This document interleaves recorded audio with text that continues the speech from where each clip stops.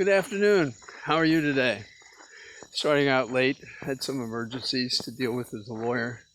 Temperature is in the low 70s, which is nice. And I've changed my frame of reference today. I'm at the Chesapeake and Ohio Canal towpath. And I haven't been here in months, but it's a very nice place to go. Along here, until 1924, there were mills, and they would use the water for industry as well. And but you can still see the remnants of things that were. And in the months since I've been here, the growth has been enormous. Everywhere you look, it's green, and the trees here are particularly tall. So it's quite a nice place. People ride horses, walk, ride bikes, and the only thing I do here is walk or run. So and talk today. I find what's happening in Afghanistan to be particularly inhumane and a failure of government on so many levels. Of course, the first is that we can't do these things in a peaceful manner.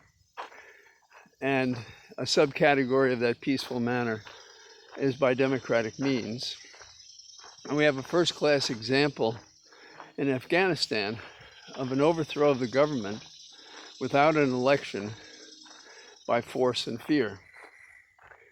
We also see a clash of religious beliefs, which has no business in government, as demonstrated by Afghanistan as well as many other places. And so you have the very strict Muslim views of the Taliban as compared with the reforms, particularly for women in Afghanistan. One of the greatest failures is our effort apparently to export democracy to Afghanistan. We were there for 20 years. We supposedly helped shore up their security force, their military arm, and helped change some of society's imperfect and hateful practices, particularly as to women, denying them basically rights, treating them as chattels, property. And you see the pictures of them in camps, that is the women, who because of the fear and so forth are cast out of their homes and living in this uncertain state, not knowing what's going to happen to them. Will they get out of the country? Where will they go? Obviously, it's going to be another refugee problem. But let's roll this back. What was our mission going there? Was it to get Al-Qaeda? Did we believe they were intimately involved in Taliban? Did we compromise our ability to have a successful mission by spreading ourselves between Iraq for the wrong reasons and for false reasons, and Pakistan? Did we choose not to catch the Osama bin Laden when we did this? And did we tell the world one thing about why we were there, to install democracy, or to help them in some way or other, or to get Osama bin Laden, when we went there and were basically exploiting them? We gave them arms to defend themselves. We gave them training. And we'll find out in the weeks and months ahead what else we were doing there. Were we the ugly American again after all these intervening years between the comparison of what we did in Vietnam and what we were doing in Afghanistan?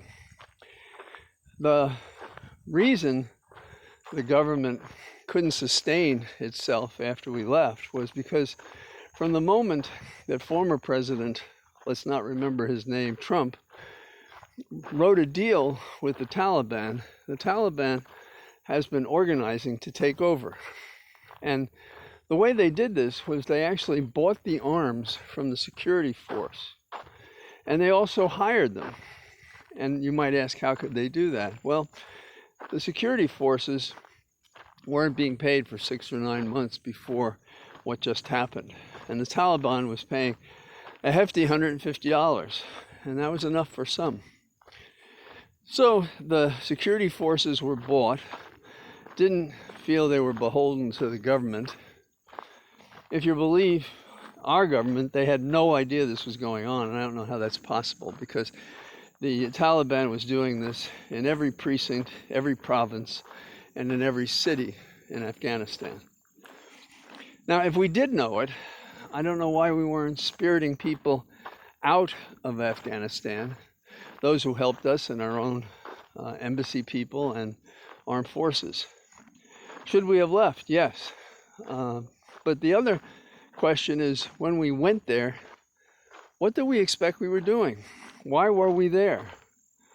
And it seems that we followed the pattern from Genghis Khan to the British to the Russians, that the place just resists occupation by a foreign force. It obviously also resists propping up a puppet government, which is all that we could say the Afghanistan government was. And how do you expect a lower level official, as was reported in the New York Times, to hold that line when he sees his superior selling his weapons and taking off his uniform and leaving the force? What is he supposed to do to risk his life? And what is he to do when the president of the country flees the country and apparently negotiates a settlement? But there's another lesson from this that I think is even more illuminating and parallels our own recent experience.